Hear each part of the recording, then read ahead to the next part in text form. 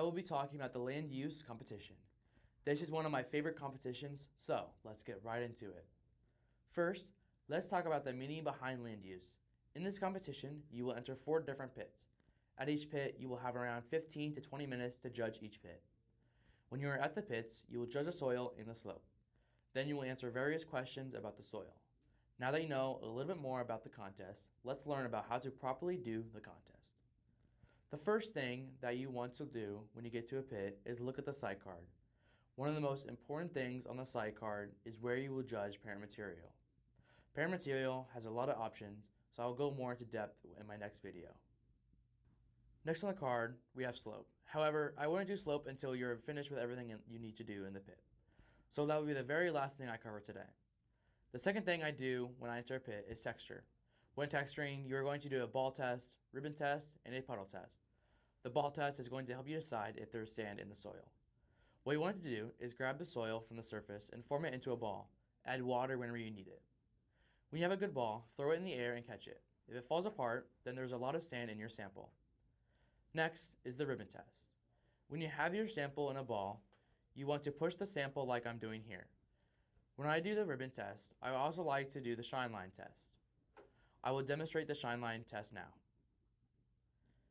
If you have a shine line, that means that you have at least 27% clay.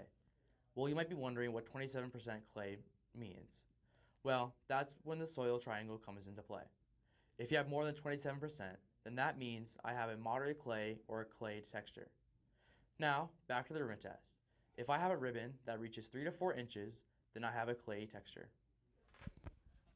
If I have a small ribbon but I still have a shine, then that means I had a moderately clay texture.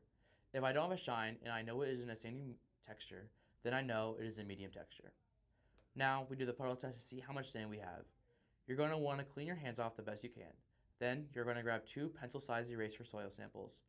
You're going to put the sample to the side and put the other sample, and you're going to cup your hands and drown the sample with water. You will then break up the sample, and then you will drain the rest of the water, and you'll only be left with sand. You will then compare the amount of sand with the other sample you put aside. If the sand makes up 70% of the soil, then you're going to have a sandy texture. If it is 50%, then it is moderately sandy.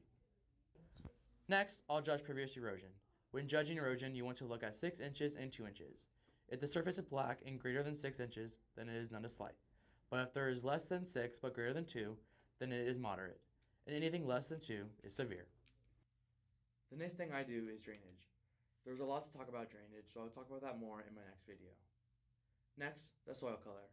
If you do not have a color card, then you're going to have to use your best judgment. However, if you do have a color card, then you want to grab the surface soil and play around with it and make it into a ball. Then you're going to put the soil behind the card and find the color that looks most like it. I have circled what colors are black, brown, and gray. The last thing in the pit is limiting layer. A limiting layer is a layer of soil that limits how far the roots will go down. Bedrock will be so hard you will not be able to dig into it. Then sill will also be very hard, but you'll see more jagged rocks. Frangipans will have prisms, and lastly, a sand or coarse limiting layer qualifies as the sandy texture group. And the sand grains will also be about the size of a 40 grit sandpaper. Gravel is usually present, but it may not always be there. That should be everything you need in the pit.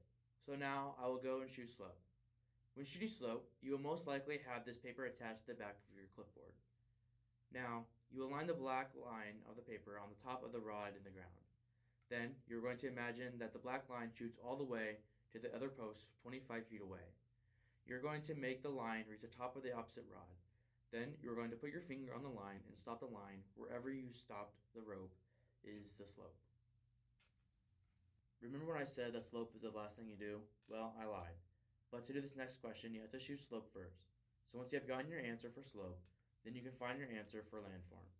An upland flat and an upland swell both have a slope less than 2%. The difference between the two is that an upland flat will say a flat landform on the site card. An upland hill slope will have a slope greater than 3%.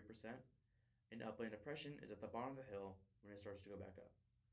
To be a sand dune, the parent material has to be Ionian sand and has a slope of 3% or more. A floodplain will be located low in the landscape. The parent material will be alluvium, and it has weak soil development on the site card. Lastly, a field depression has parent material that is local overwash that is 20 inches more thick. Most nearby landforms are uplands or outwash landforms.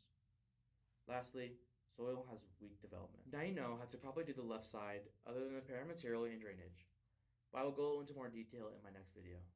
Also, in the land use competition, there is also a right side of the paper. However, this is all memorization, so there's not much I can do to help you. However, I will include a document that explains that and everything else I've covered today. Let me know in the comments if you have any questions or any suggestions on what I should cover in my next video. That concludes the video. Have an amazing day.